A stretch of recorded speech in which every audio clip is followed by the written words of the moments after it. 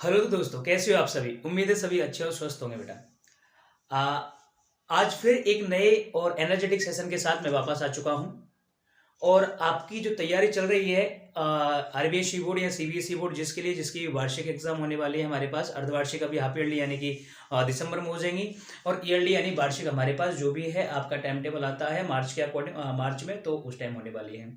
इसी मुहिम को आगे बढ़ाते हुए अपन कंटिन्यू करते हैं अपने एक नए सेशन को एक नए टॉपिक के साथ में, जो कि हमारे पास सिक्वेंस से चलता आ रहा है। देखो, मैं आपको बता देना चाह रहा हूँ कि हमारा जो प्रोसेस चलने वाला है, इसमें कुछ दिन बाद अपन लगभग आफ्टर द 10 दिसंबर हम एक सीरीज लेके आने वाले हैं। वो सीरीज को एक समझ ये मानिए कि वो क्रैश कोर्स होगा 12th क्लास के बच्चों के लिए, जो कि बोर्ड एग्जाम से बहुत ज़्यादा इंपॉर्टेंट है। तो उसमें हम पूरे जितने भी सारे इंपॉर्टेंट चैप्टर है, उन सारे के सारे इंपॉर्टेंट चैप्टर के अंदर अपन बात करेंगे कि कौन कौन से जो क्वेश्चन है, वो बहुत सारे उसमें से अलग अलग क्वेश्चन इंपॉर्टेंट है, तो उनको सभी को सॉल्व कराने की कोशिश करेंगे। ये जो क्लास जो कि मैं कोशिश करूंगा कि मेरी जो ऑफलाइन क्लासेज है उसमें रिकॉर्ड की जाए, जिससे आपको थोड़ा सा ऐसा माहौल भी मिले कि भाई ऑफलाइन क्लासेस भी और ऑनलाइन क्लासेस भी दोनों आपको बोरियत फील नहीं हो। वैसे बोरियत फील होने का तो कोई सवाल उठता ही नहीं है। तो चलो बिना किसी देरी के मैं आपको थोड़ा पुराना रिकॉल करा देता हूं कि पुराना हमारा चल क्या रहा था। आपको पता है कि लास्ट सेशन के अंदर हमने पढ़ा था सतत आवेश वितरण यानी कंटिन्यूअस चार्ज डिस्ट्रीब्यूशन। सतत आवेश वितरण की अगर बात की जाए तो मैंने क्या बोला कि कोई भी वस्तु या कोई भी ऑब्जेक्ट होता है, अगर उसको मैंने चार्ज यानी कि आवेश दिया है, और वो आवेश उसके प्रत्येक बिंदु पर, उसके हर जगह हर प्लेस पर अगर वो एक समान रूप से वितरित हो जाए, यानी कि आवेश की जो अमाउंट है यानी कि उसकी जो मात्रा है वो समान रूप से उसमें वितरित हो जाए, तो उसको बोलेंगे अपने सतत आवेश वितरण यानी कि कॉन्टिन्यूअस चार्ज डिस्ट्रीब्यूशन। बात समझ में आई कि नहीं?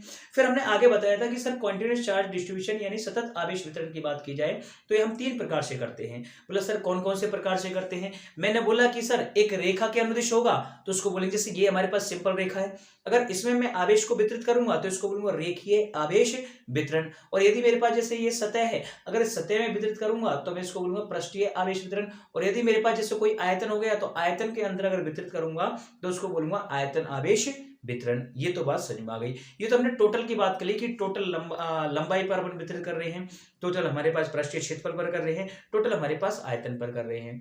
अगर इसी बात को थोड़ा सा और घुमा के बोल देता हूं कि सर अगर एकांक लंबाई अर्थात एकांक लंबाई पर वितरित होने वाला जो आवेश है तो उसको अपन क्या बोलेंगे? रेखीय आवेश घनत्व।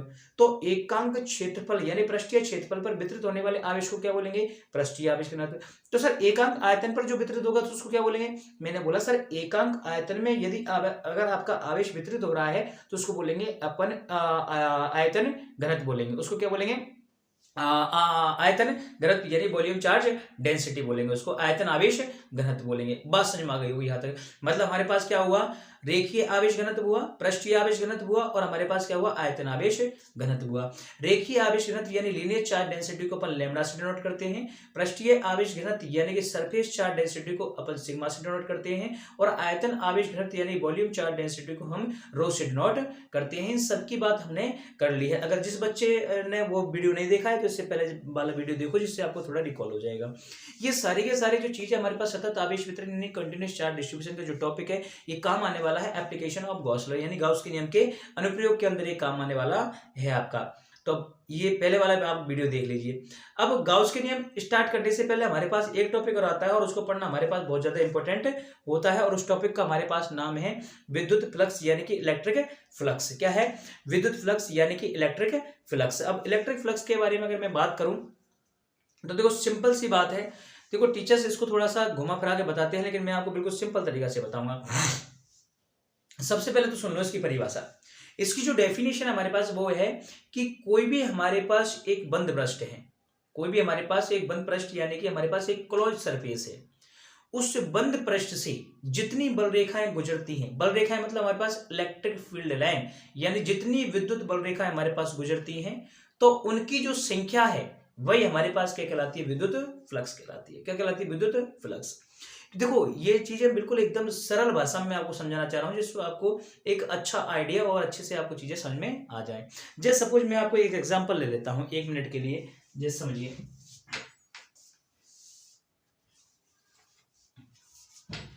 जैसे मैंने क्या बोला कि एक हमारे पास ये क्या है? सपोज ये नोटबुक है। अब नोटबुक है तो मैंने आपको क्या बोला कि देखो समझने ध्यान से कोशिश करना। मैंने बोला कि किसी भी बंद सरफेस, किसी भी बंद सतह के लंबवत गुजरने वाली, देखो ये सतह हुई, अब इसके लंबवत गुजरने वाली जो बल रेखाओं की संख्या होगी, उस बल रेखाओं की संख्या को ही मैं क्या बोलूंगा, विद्युत फ्लक्स बोलूंगा। मतलब उनकी जितनी संख्या आएगी ना, वही हमारे पास विद्युत फ्लक्स को क्या करेगी, प्रदर्शित करेगी। ये मैं आपको समझाना चाह रहा हूं। अब देखो हम यहाँ पे जो इसका क्षेत्रफल होता है, इस सतह का कोई ना कोई क्षेत्रफल होगा, इस क्षेत्रफल को हम सदिश राशि बोलते हैं और इसको बोलेंगे क्षेत्रफल सदिश बोलेंगे। क्या बोलेंगे, क्षेत्रफल सदिश। और क्षेत्रफल किसी भी राशि का, किसी भी हमारे पास जो वस्तु है उसका जो क्षेत्रफल होगा वो इसके तल के लंबवत होगा। किधर होगा, तल के लंब। जैसे हमारे पास ये क्या हुआ, इसका पृष्ठ हुआ, तल यानी कि पृष्ठ हुआ, ये इसका पृष्ठ हुआ। अगर मैं इसके क्षेत्रफल की बात करूं तो इसका क्षेत्रफल हमारे पास किधर जा रहा है, देखो ये हमारे पास पृष्ठ है तो कैसे जाएगा, इधर जाएगा। यानी कि ऐसे रखा हुआ है तो इसका क्षेत्रफल सदिश हमारे पास कैसे होगा, ऐसे होगा, बाहर की तरफ जाने की कोशिश करेगा। मतलब ए वेक्टर हमारे पास किधर होगा, इधर होगा। बात समझ में आ रही है कि नहीं आ रही। अब मेरे पास इसमें जो विद्युत बल रेखाएं वो भी तो ऐसे लंबवत प्रवेश कर रही है। मतलब हमारे पास जो इलेक्ट्रिक फील्ड लाइन है वो भी तो इसमें लंबवत प्रवेश कर रही है। मतलब इसकी सतह के कैसे प्रवेश कर रही है, लंबवत प्रवेश कर रही है। तो मैं बोलूं कि हमारे पास सर जो इसका क्षेत्रफल सदिश है वो भी इधर जा रहा है और हमारे पास बल रेखा भी कैसे जा रही है, इसके लंबवत ऐसी जा रही है। विद्युत बल रेखा यानी इलेक्ट्रिक फील्ड लाइन हमारे पास इलेक्ट्रिक फील्ड की डायरेक्शन को क्या करती हैं, डिनोट करती हैं। यानी कि अगर मैं बात करूं तो विद्युत बल रेखाएं अगर ऐसे जा रही हैं तो ई वेक्टर भी कैसे होगा, हमारे पास इधर होगा। तो ई वेक्टर भी हमारे पास ऐसा और ए वेक्टर भी हमारे पास ऐसा। अब देखो इस समझने की कोशिश करना इस चीज को। मैं आपको बोल रहा हूं कि विद्युत बल रेखाएं यानी इलेक्ट्रिक फील्ड लाइन किसी सरफेस यानी किसी सतह के लंबवत प्रवेश करेंगी या लंबवत उससे गुजरेंगी तो उनकी जो संख्या होगी वही हमारे पास क्या होगा, विद्युत फ्लक्स। दूसरी बात मैं आपको क्या समझाना चाह रहा हूं कि सर इस सतह का ए वेक्टर यानी क्षेत्रफल सदिश किधर होगा, इधर होगा। बल रेखा भी किधर आ रही है, इधर आ रही है लंबवत। तो ये दोनों एक ही दिशा में हुए तो इनके मध्य हमारे पास एंगल कितना हो जाएगा, 0 डिग्री हो जाएगा। क्या हो जाएगा, 0 डिग्री। ये तो अगर मैं नॉर्मल परिभाषा की बात करूं तो हमारे पास क्या है कि किसी भी पृष्ठ के लंबवत गुजरने वाली बल रेखाओं की संख्या हमारे पास क्या कहलाती है, विद्युत फ्लक्स। मतलब number of electric field line which is passing through the surface perpendicularly. मतलब परपेंडिकुलरली अगर वो किसी सरफेस को क्रॉस करेंगे तो उसको उनकी संख्या जो number of electric field line है उसको अपन क्या बोलेंगे, विद्युत फ्लक्स बोलेंगे। कैसे बोलेंगे, विद्युत फ्लक्स। जैसे मैं आपको एक एग्जांपल लेकर समझाता हूं। जैसे सपोज मैं बात कर लेता हूं कि आपके पास कोई भी एक सरफेस है, ये वाला है ना। अब मैंने क्या बोला, इस सरफेस के लंबवत परपेंडिकुलरली जितनी हमारे पास इलेक्ट्रिक फील्ड लाइन है, जितनी हमारे पास विद्युत बल रेखाएं गुजरेंगी,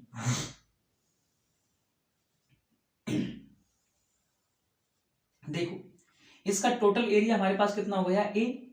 और ये अगर इधर जा रही है तो ये किसको डिनोट करेंगे, हमारे पास ई वेक्टर यानी इंटेंसिटी ऑफ इलेक्ट्रिक फील्ड यानी विद्युत क्षेत्र की तीव्रता क्या करेंगे, प्रदर्शित। इस सरफेस को कितनी, देखो 1 2 3 और 4, इसको टोटल कितनी पास कर रही है, 4 पास कर रही है। हमको पता है कि जो हमारे पास विद्युत फ्लक्स होता है, इलेक्ट्रिक फील्ड होता है, उसको अपन फाई ई से डिनोट करते हैं, इज इक्वल टू हमारे पास कितना हो जाएगा, ये 4 हो जाएगा। कितना हो जाएगा, 4। अगर मैं कुछ लाइन देखो यहां से ले लेता हूं इधर और एक लाइन में ले लेता हूं इधर, ये हमारे पास 5 हो गया और हमारे पास कितना हो गया, 6 हो गया। बात समझ में आ गई।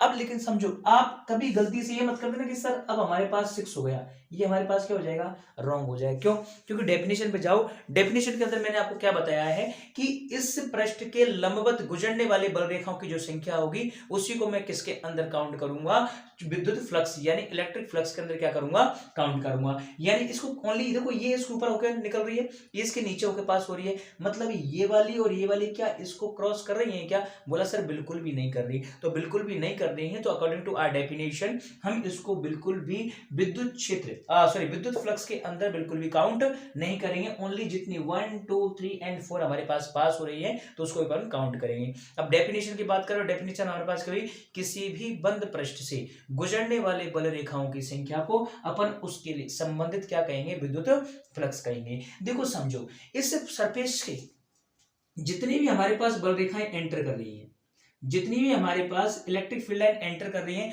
उतनी हमारे पास निकल रही हैं। मतलब 10 आएंगी तो 10 ही बाहर निकलेंगी। कहने का मतलब क्या हुआ कि जब विद्युत बल रेखाएं हमारे पास आएंगी तो आने के कारण जो हमारे पास फ्लक्स जनरेट होता है, जो एंटर करेंगे उनके जो एंटरिंग हमारे पास इलेक्ट्रिक फील्ड लाइन है उनके थ्रू हमारे पास जो इलेक्ट्रिक फ्लक्स जनरेट होगा उसको अपन बोलेंगे प्रवेशित फ्लक्स। प्रवेशित फ्लक्स यानी कि entering electric flux, entering electric flux. और जो बल रेखा हमारे पास बाहर निकल जाएंगी उसको अपन बोलेंगे निर्गत विद्युत फ्लक्स। क्या बोलेंगे बेटा? निर्गत विद्युत फ्लक्स। निर्गत विद्युत फ्लक्स यानी कि एग्जिट इलेक्ट्रिक ऑफ फ्लक्स। बात समझ में आ रही कि नहीं आ रही है? अब देखो जितनी बल रेखाएं आई, जितनी इलेक्ट्रिक फील्ड लाइन, उतनी हमारे पास क्या हुई? पास हुई। ये बात आपको समझ में आ गई। मतलब प्रवेशित विद्युत फ्लक्स भी कितना हुआ? 4, और निर्गत विद्युत फ्लक्स भी कितना हुआ? 4। अगर मैं इस पृष्ठ से संबंधित कुल विद्युत फ्लक्स का मान निकालूं तो कुल विद्युत फ्लक्स हमारे पास कितना हो जाएगा? प्रवेशित प्लस निर्गत। तो जितना आया उतना हमारे पास गया। देखो आने वाले विद्युत फ्लक्स को अपन क्या बोलते हैं? देखो ये आ रहा है तो इसको पॉजिटिव, ये जा रहा है तो इसको नेगेटिव। तो एक पॉजिटिव और एक नेगेटिव हुआ। अगर मैं इनको दोनों को ऐड करूं कुल विद्युत फ्लक्स निकालने के लिए तो प्रवेशित प्लस निर्गत, तो इस पृष्ठ से संबंधित कुल फ्लक्स हमारे पास कितना आएगा? 0 आएगा। लेकिन अगर मैं निर्गत विद्युत फ्लक्स की बात करूं तो हमारे पास कुछ ना कुछ इसकी वैल्यू मिलेगी। प्रवेशित भी 4 होगा और निर्गत भी हमारे पास क्या होगा? 4 होगा। ये तो नॉर्मल सी मैंने बात कर ली जो कि हमारे पास थ्योरेटिकल चीजों में संभव है। अब मैं अगर यहाँ पे इसकी गणितीय कल्पना करता हूं, यदि मैथमेटिकल कैलकुलेशन करता हूं तो अकॉर्डिंग टू मैथमेटिकल कैलकुलेशन, ध्यान से समझना बेटा आप, मैंने क्या बोला कि ये सरफेस है, मतलब ये सरफेस है, इसका एरिया वेक्टर यानी क्षेत्रफल सदिश किधर होगा? इधर होगा। विद्युत बल रेखा भी किधर जा रही है? इधर जा रही है, एग्जैक्टली जा रही है।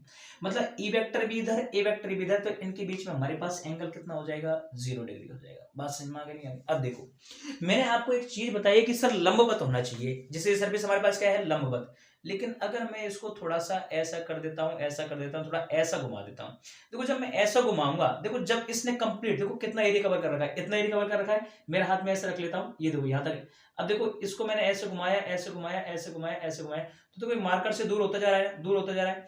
अब मार्कर से दूर हो रहा है तो हमारे पास विद्युत बल रेखाएं जो यहां से गुजरेंगी वो तो निकल गई वहां से, और नीचे से हमारे पास क्या हो गई? निकल गई, क्योंकि ऊपर हो गया है।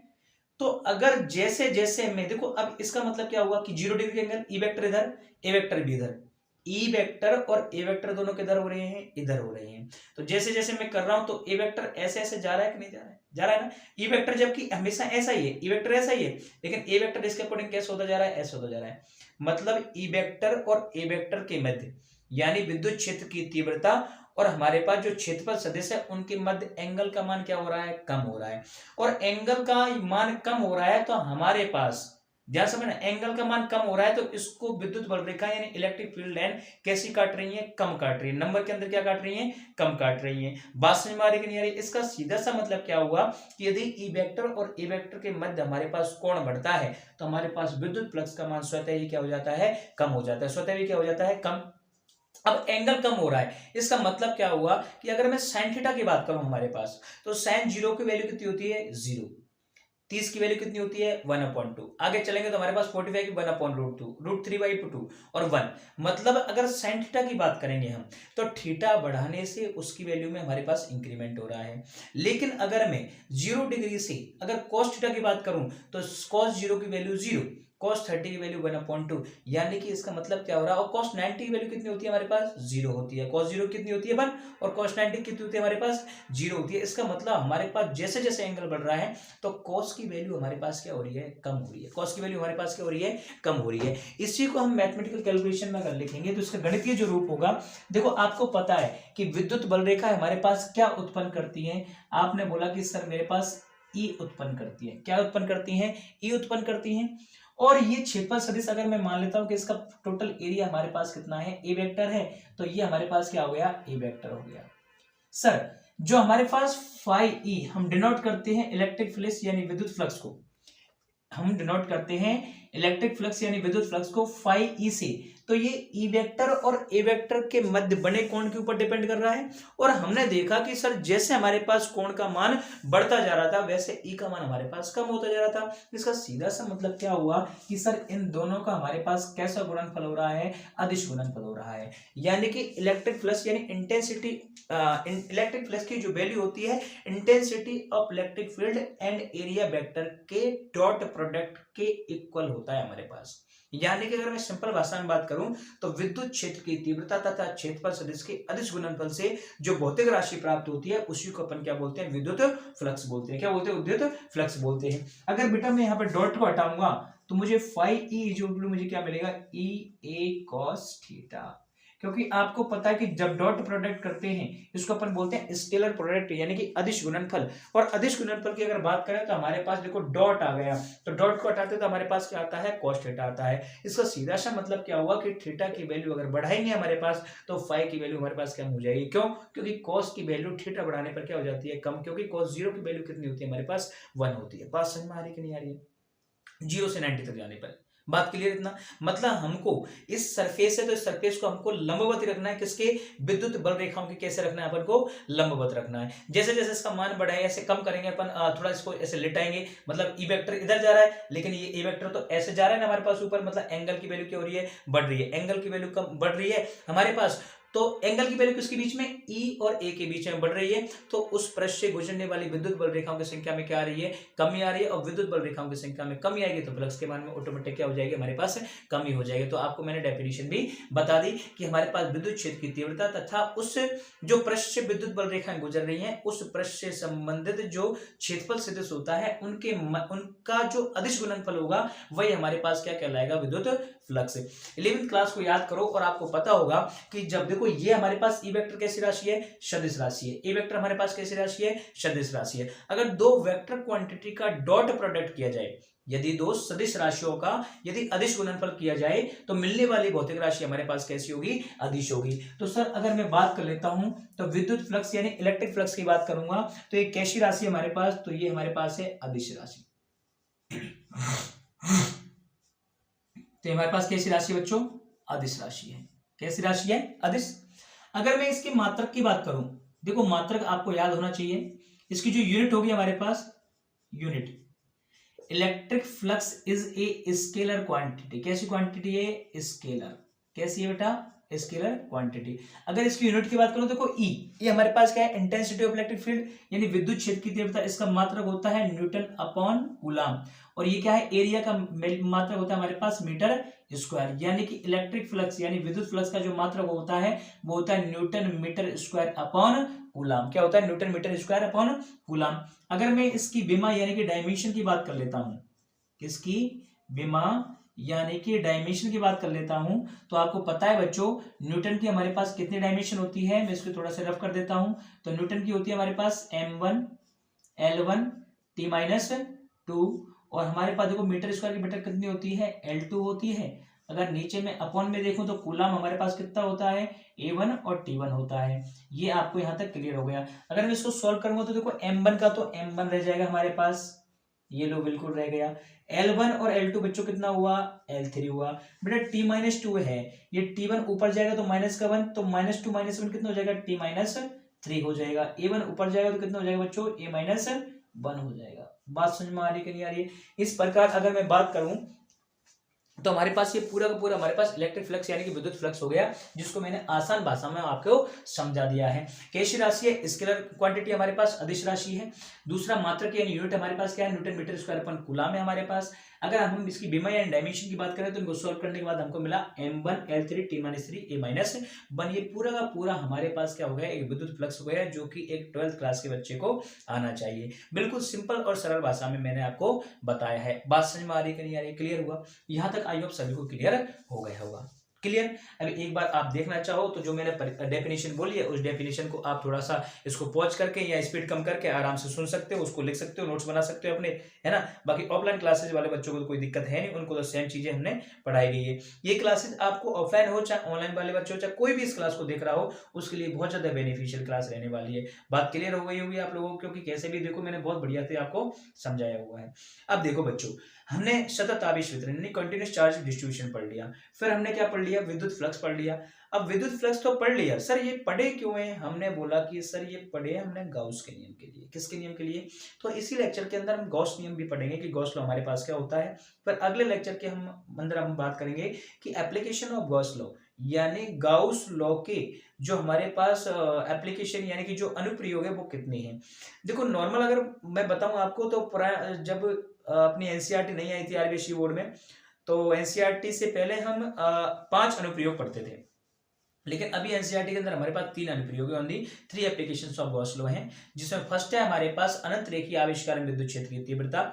मतलब कोई भी हमारे पास एक लीनियर इन्फिनिटी चार्ज है, उसको हमको डिस्ट्रीब्यूट करना है किसी एक रेखा का अनुदिश, तो उसको अपन बोलेंगे linear intensity of electric field due to infinite charge distribution, linearly infinite charge distribution. दूसरा हमारे पास आवेशित अचालक परत के कारण विद्युत क्षेत्र की तीव्रता, और तीसरा है हमारे पास गोलीय कोश के कारण विद्युत क्षेत्र की तीव्रता। ये तीनों के तीनों इसका अनुप्रयोग हो जाते हैं। तो लेकिन इन अनुप्रयोग यानी एप्लीकेशन पढ़ने से पहले हमको इंश्योर करना चाहिए कि हमारे पास गॉस का नियम होता क्या है, क्योंकि ये सभी सब डिपेंड करेंगे हमारे पास गॉस लॉ पर। तो गॉस लॉ के सबसे पहले अपन क्या कर लेते हैं, बात कर लेते हैं। आई होप आपको समझ में आया होगा। देखो समझो ध्यान से, इसको थोड़ा मैं रफ कर देता हूं।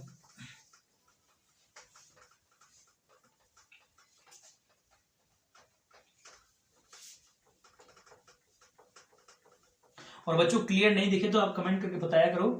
और दूसरी बात यह है कि क्लासेस को शेयर किया करो। और आपको पता है कि जब इतनी आप लोगों के लिए मेहनत कर रहे हैं तो चैनल को सब्सक्राइब करो। ऐसी फ्री फोकट में आप लोग देख लेते हो हैं। चैनल को सब्सक्राइब करने में क्या जाता है बताओ, पैसे लगते हैं किसी के? बिल्कुल भी नहीं लगते। बेल आइकन को आप प्रेस कर लीजिए। कभी मतलब मैक्सिमम टाइम में आपको लाइव क्लास लेता हूं, तो जैसी लाइव क्लास आए तो आपको पता तो लग जाए कम से कम कि भाई लाइव क्लास स्टार्ट होने लग चुकी है। तो लाइव क्लास खोलो, उसके बाद रिकॉर्डेड रहती है आपके पास, तो कोई दिक्कत है नहीं, है ना। देखो हम कोशिश करते हैं कि जितने भी सारे बच्चे हो, चाहे मेरी कोचिंग में हो, चाहे दौसा वाले बच्चे हो, चाहे जहाँ पे भी और मैं क्लास लेता हूँ वहाँ के बच्चे हो, तो उनके पास ये पहुंचना चाहिए जिससे वो आसानी से इसका लाभ ले सकें। और ऑब्वियसली बात है बेटा, जब ये क्लासेस चलती रहेंगी, अच्छे से आपकी चलेंगी, तो आपका रिवीजन अच्छा होगा, तो आपकी परसेंटेज अच्छी बनेगी। फिजिक्स में इतनी गारंटी लेता हूँ मैं। ऑफलाइन जितने भी सारे बच्चे हैं उनको ये बोलता हूँ कि बच्चों जैसे मैं बोलता हूँ वैसे कर लो, आराम से आपके 90+ मार्क्स का स्कोर तो आराम से हो जाएगा जितने भी सारे बच्चे हैं। तो आपको टेंशन नहीं करनी। ये सारी चीजें आप अगर साथ रहोगे तो ऑटोमेटिक आपकी सारी के सारी क्लियर हो जाएगी। पूरी फिजिक्स की मैं गारंटी लेता हूँ। फिजिक्स इतना बड़ा सब्जेक्ट तो बहुत बड़ा है, लेकिन इतना टफ नहीं है जितना कि लोग आपको बताते हैं। क्योंकि अगर टीचर में थोड़ा सा पोटेंशियल हो पढ़ाने के लिए, तो फिजिक्स जैसा इंटरेस्टिंग सब्जेक्ट तो शायद कोई दूसरा सब्जेक्ट भी नहीं है। बात समझ में आ रही है? सब्जेक्ट अपने आप में सारे के सारे इंटरेस्टेड होते हैं, लेकिन तो फिजिक्स को अपन एक प्रैक्टिकली चीजों में बहुत ज्यादा अच्छे तरीके से देख सकते हैं। डेली लाइफ में अपन क्या क्या यूज कर रहे हैं उसको अपन फिजिक्स से संबंधित कर सकते हैं। तो 1 मिनट रुक जाइए, मैं एक डाल लेता हूँ इसमें।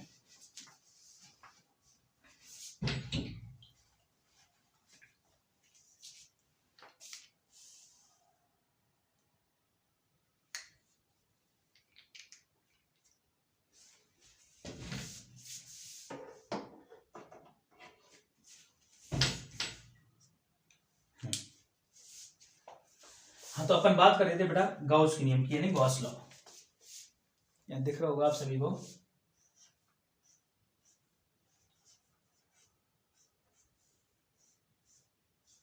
गाउस का नियम, गॉसेस लॉ।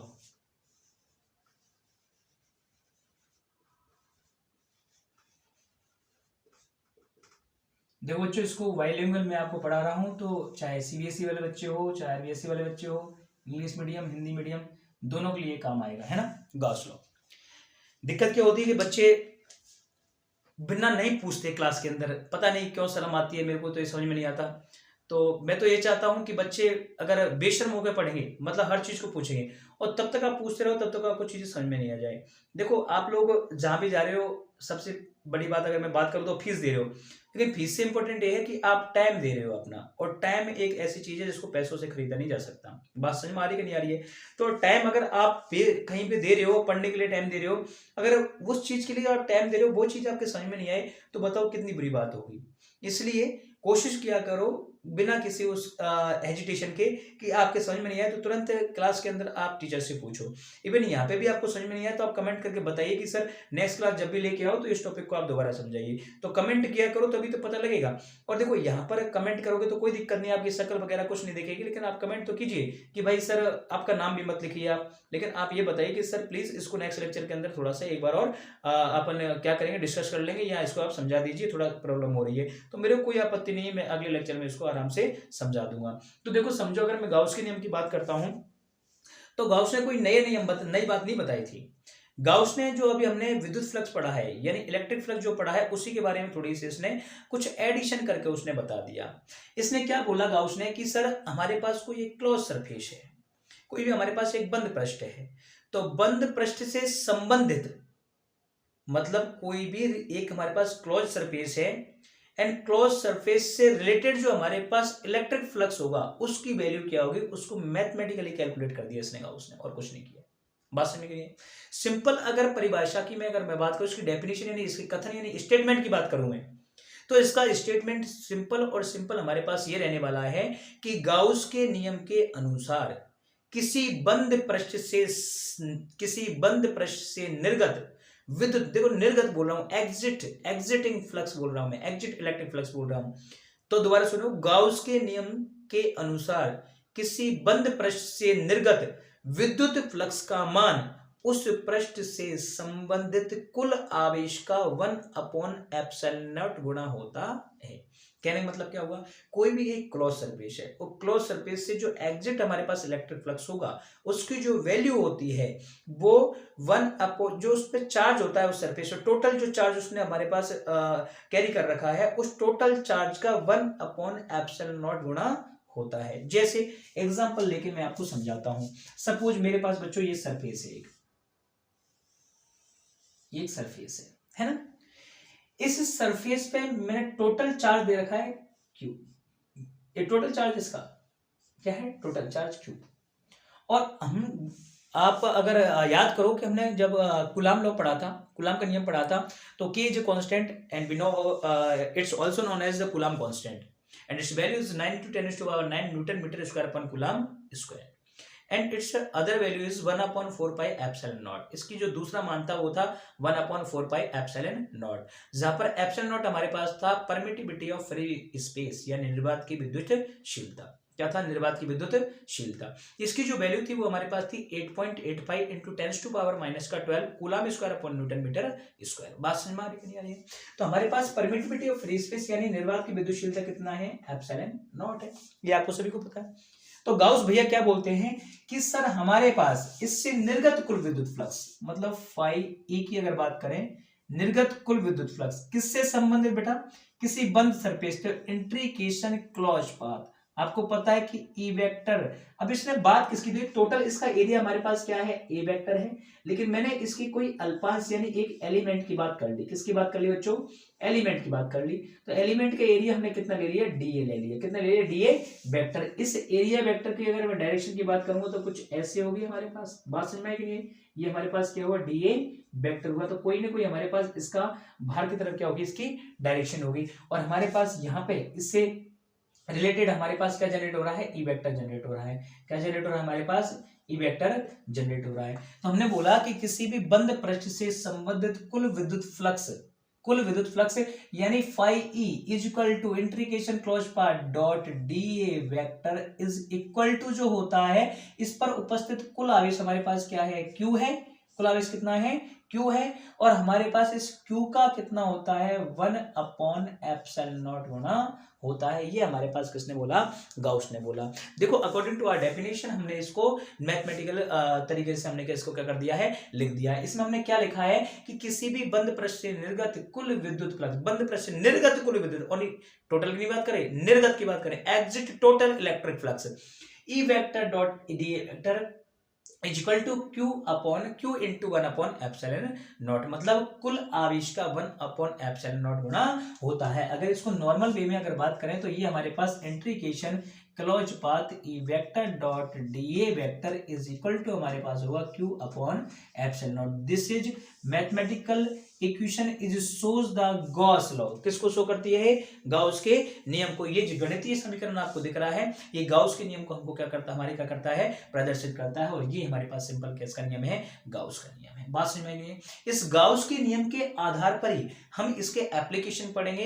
5 एप्लीकेशन हुआ करते थे, लेकिन और एनसीईआरटी प्रोवाइड 3 एप्लीकेशन। हम जो एनसीईआरटी की बुक के अकॉर्डिंग अगर 3 एप्लीकेशन है, उन 3 एप्लीकेशन के ऊपर क्या करेंगे, चर्चा करेंगे। बाकी जब भी हमको टाइम मिलेगा तो बाकी बाकी 2 एप्लीकेशन जो रहेंगे उनके बारे में आगे अपन चर्चा करेंगे। बात समझ में आई कि नहीं आई? तो ये पूरा हमारे पास हुआ। आज हमने थोड़ा सा डिस्कस किया पुराने वाले टॉपिक को, जिसमें सतत आवेश वितरण यानी कंटिन्यूअस चार्ज डिस्ट्रीब्यूशन, उसके साथ हमने डिस्कस किया किसका, इलेक्ट्रिक फ्लक्स यानी कि विद्युत फ्लक्स के बारे में बात की थी। उसके बाद हमने देखा कि सर आगे आएंगे हम किसके नियम, क्योंकि हमने सतत आवेश वितरण और विद्युत जो फ्लक्स होता है उसकी चर्चा क्यों की, क्योंकि अपन गाउस के नियम को पढ़ सके। तो हमने गाउस के नियम की क्या की, बात की, और गाउस के नियम का हमारे पास ये सारा का सारा आपके सामने रखा हुआ है। ये पूरा का पूरा स्टेटमेंट मैंने आपको बता दिया, ये पूरा का पूरा आपको डेरिवेशन मैंने आपको इसका बता दिया। तो ये हमारे पास नॉर्मल से जो टॉपिक है गाउस के नियम है। अब देखो मैं बात कर लेता हूं कि इसमें से इंपॉर्टेंट हमारे पास क्या बनता है।